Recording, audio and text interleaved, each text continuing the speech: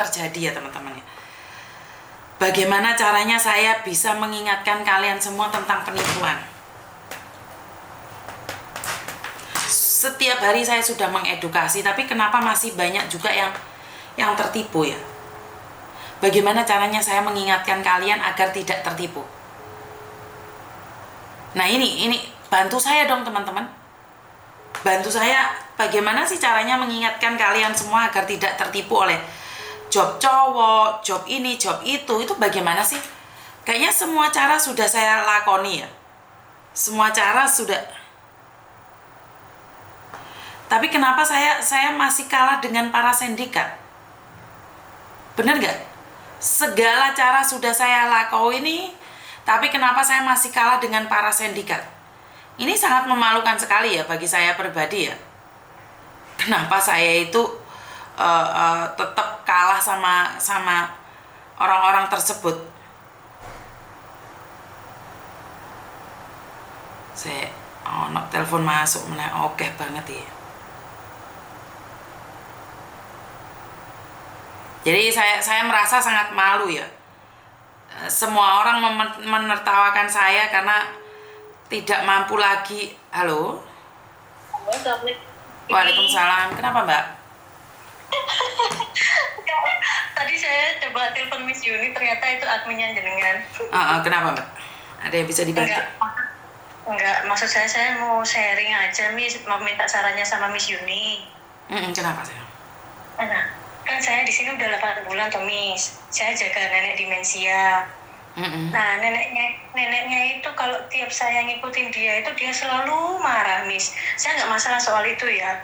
Cuma yang saya takutkan itu kalau dia udah marah, dia tahu saya ngikutin dia marah, dia kan jualan terus Miss. Nggak ada tuh arah tujuannya. Tahu-tahu sampai jalan raya Miss. Nah, kalau sudah sampai jalan raya itu dia tuh ngawur Miss. Ngawurnya begini. Dia itu kalau malu, dia itu nggak mau nunggu lampu jadi hijau. Lampu merah itu dia nerak nyebrang terus gitu loh Miss. Terus yang kedua, dia itu jalannya itu bukan di trotoar tapi di pinggir jalan rayanya itu loh Miss. Itu yang saya takutkan. Nah terus dia itu sering pipis sembarangan Miss. Dimanapun kalau dia kebelet pipis, dia pipis sembarangan di jalan, di taman atau dimanapun, padahal dia itu pakai pampers. Nah yang saya takutkan itu cuma satu Miss, saya cuma takut berurusan sama polisi, itu aja loh Miss. Sebenarnya anaknya tahu kondisi ibunya, tahu juga ibunya itu emtengwa, tapi ya gitu, anaknya cuma bilang kamu sabar ya, kamu sabar. Saya itu takut loh Miss. Enaknya gimana ya Miss, saya notice apa bertahan ya Miss. Kamu pertama kali di Hong Kong? Enggak, 2008-2010 saya di Taiwan cuma 2 tahun, terus pulang ke Indonesia, terus balik ke sini lagi. Baru ini berarti kan ini juga pertama dong dari tahun. Ya berarti kan kamu harus kalau pulang Indonesia kamu masih terikat dengan mereka dong. Harus masuk PT lagi dong. Oh, harus masuk PT lagi ya Miss? Iya, harus potongan lagi sesuai dengan PT lagi. Oh enggak, maksud saya sarannya Miss Yuni tuh saya harus gimana, tetap di situ apa notice aja gitu Miss. Saya soalnya benar-benar nggak mampu mengendalikan nenek itu tidak bisa dikendalikan Miss. Karena gini loh Mbak, apapun itu tergantung dari hati kamu. Kalau hatimu bilang nggak mampu, ya udah nggak break aja dengan segala konsekuensi dan resikonya. Tapi kalau saya secara pribadi, saya harus bisa menundukkan nenek dengan cara apa? Ya berdoa pertama, kedua dengan kasih sayang, karena orang-orang seperti itu adalah kurang kasih sayang. Jadi orang-orang seperti itu adalah kurang kasih sayang. Kalau mereka disalahkan, mereka semakin ngamuk. Caranya untuk antisipasi adalah saat terjadi sesuatu, dia keluar, kamu videoin, kirim ke anaknya. Pertama. Kedua, kirim ke agenmu. Jadi kalau ada apapun, setidaknya kamu sudah ngasih tahu mereka. Jadi terus ini Miss, kan nenek itu ditaruh di cusam toh. Nah, nenek itu kebiasaannya itu ngambil tisu toilet itu dulu Miss. Nah, sama majikan kan dikasih puilong. Itu kalau pulang itu penuh itu Miss, tisunya itu. Nah, tangannya nenek itu sebelah kanan itu biru-biru sama kayak ada bekas cakaran. Demi Allah terus terang saya nggak pernah mukul nenek, nggak pernah nyubit nenek atau nyakar nenek. Saya nggak tahu itu kenapa. Nah, itu anaknya kayaknya curiga sama saya Miss. Tapi saya curiganya sama orang-orang yang di Cungsam itu. Mungkin nenek waktu ambil tisu itu nenek nggak mau dengar, terus nenek marah terus mukul atau gimana, saya nggak tahu. Nah itu juga jadi bahan pertimbangan saya ini gimana, harus gimana gitu loh Miss. Kalau misalkan mereka itu curiga sama saya gitu loh, tapi demi Allah saya nggak pernah mukul nenek atau nyakar nenek. Gimana Miss? Kan bisa kamu ngomong, sing sang data ya, nenek pulang nih bawa tisu banyak tapi tangannya banyak cakaran, boleh nggak ditanyakan ke congsamnya sana? Kan kamu tahu antisipasi. Kan dia bawa tisu banyak, dia kan berarti suka mencuri nenekmu. Tapi kalau dibilang mencuri nggak bisa ya Mas, sekarang dia kan pikun toh. Loh, mencuri tetap kita bisa katakan mencuri karena untuk memberitahu anaknya. Walaupun pikun mencuri tetap mencuri mbak, walaupun nggak kena pasal. Dikategorikan mencuri toh Miss? Ya tetap mencuri dong. Emangnya orang pikun, orang gendeng nggak mencuri? Ya tetap mencuri, cuman dia di luar sadar dia, tapi kan tetap itu mencuri mbak. Cuman di luar sadar dia. Kalau dihukum nggak bisa, tapi kan tetap mencuri, bukan hak dia diambil.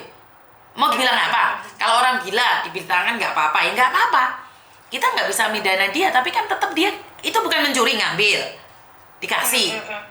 Ya bilang aja, nenek ngambil dari Cungsam. Nah, saya pulang kok ngeliat tangannya itu biru-biru, nek boleh nggak ditanyakan ada apa ke Cungsamnya sana. Jadi kamu yang antisipasi. Terus gini Miss, ini tadi semalam kan kejadian semalam toh, dia yang lewat jalan raya itu. Nah kan dia mukul saya toh, ini ada bekasnya biru-biru sama bekas cakar raya dia. Saya nggak masalah. Cuma yang saya takutkan di tangannya nenek sebelah kanan ini kan dia jalan, saya di belakangnya. Nah waktu dia jalan itu saya pegang tangan sebelah kiri, nenek jangan jalan di sini karena ini bahaya. Nah tangan sebelah kanannya itu pegang besi ini namanya pembatas jalan itu loh.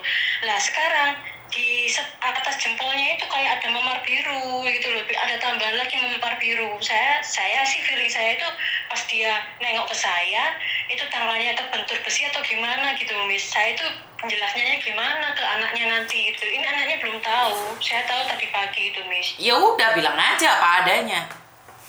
Dia bilang aja apa adanya. Memang nenek seperti itu memang apa ya? Di luar sadar dia, Mbak. Tapi apa yang dilakukan itu tetap salah gitu loh. Bukan berarti membenarkan gitu loh. Biasanya anaknya tahu kok kalau neneknya sudah dimensi kayak gitu, biasanya anaknya tahu. Nah, tapi anaknya yang nomor 2 ini kan dia sayang banget Tommy sama ibunya. Dia pernah bilang gini ke saya, sebelum kamu kesini loh nenek nggak pernah kayak gini gitu, Miss. Berarti kan seolah-olah nuduh saya toh. Ya itu urusan dia, Mbak. Kalau dia merasa tidak percaya, ya pasti kamu dikeluarkan. Gitu, Nggih. Iya. Itulah sengsaranya jaga nenek kalau dimensinya beda dan agentnya nggak paham, anaknya nggak paham, itu berat. Karena kemarin itu katanya si Neneng itu ada anak di dalam penjara, tidak sengaja neneknya jatuh, padahal sama-sama jatuh, mbaknya itu ada di penjara, tidak dinyatakan bersalah loh, tapi sudah ada di penjara. Nah, karena itu kamu harus ngomong sama majikanmu. Kamu harus ngomong sama majikanmu dan agentmu. Kamu harus ngomong itu sekarang. Mulai sekarang kamu harus langsung ngomong dulu sama agentmu untuk antisipasi. Biar agentmu yang ngomong sama majikan. Tapi kalau misalkan agent ngomong ke majikan, nanti takutnya majikan sewot sama saya, Miss. Nah inilah kalian selalu takut dengan konsekuensi. Kalau kalian takut dengan konsekuensi, suatu saat kalian di penjara ya jangan marah, karena nggak ada bukti. Ini saya heran dengan orang-orang Indonesia ya, sudah tidak melakukan kesalahan saat diberikan solusi dengan konsekuensi takut. Ini heran saya. Sebenarnya saya nggak takut diintermini sih, Miss. Cuma kalau kan biasa orang Indonesia itu ada sungkannya tuh, Miss. Terserah Mbak, kamu sungkan ya udah ke penjara aja.